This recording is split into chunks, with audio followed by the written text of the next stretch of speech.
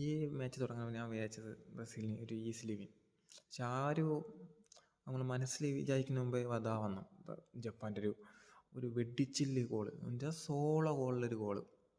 ആ ഗോള് കയറി പിന്നെ കണ്ടത് ജപ്പാൻ്റെ ഒരു ഡിഫെൻസീവ് ഗെയിമാണ്.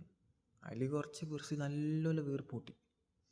ഞാൻ വെച്ചാൽ ആ ബ്രസീൽ ഏകദേശം തീർന്നെന്ന് കരുതിയതിൻ്റെ സെക്കൻഡ് ഹാഫിൽ ശേഷം നമ്മൾ കണ്ടതെന്ന് വെച്ചാൽ ആൻസലോട്ടി ബ്രില്യൻ്റ്, ടാക്റ്റിക്കൽ ബ്രില്യൻസ്.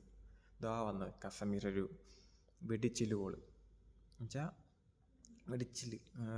എന്തുകൊണ്ട് കസമീര ബ്രസീലിലെ ടാങ്കർ എന്ന് വിളിക്കുന്നു, ആ ഒരു വാക്കിന് അടിപൊളിയായിട്ടുള്ള ഗോള്. പിന്നെ 90 എക്സ്ട്രാ ടൈമിലൊരു ഗോള് മാർട്ടിനെലി ക്ലബ്ബ് കരിയറിൽ ഏറ്റവും കൂടുതൽ ക്രിറ്റിസിസം കേട്ടൊരു കളിക്കാരനാണ് മാർട്ടിനെലി. അവൻ്റെ ഒരു ഗോള് ഒന്നും പറയാനില്ല. ഐസ്. പക്ഷേ ജപ്പാൻ നല്ലൊരു ഫൈറ്റാണ് കൊടുത്തത് ബ്രസീലിൽ. നല്ലൊരു ഫൈറ്റ്. ഏഷ്യയിൽ നിന്നൊരു വന്നിട്ട് ഇത്ര നല്ല ഫൈറ്റ് കൊടുക്കുകയെന്ന് വെച്ചാൽ വലിയ കാര്യം. എന്തായാലും അടുത്ത ബ്രസീൽ റൗണ്ട് 16 കയറ്റുന്നുണ്ട്. അടുത്ത കളി കാണാം.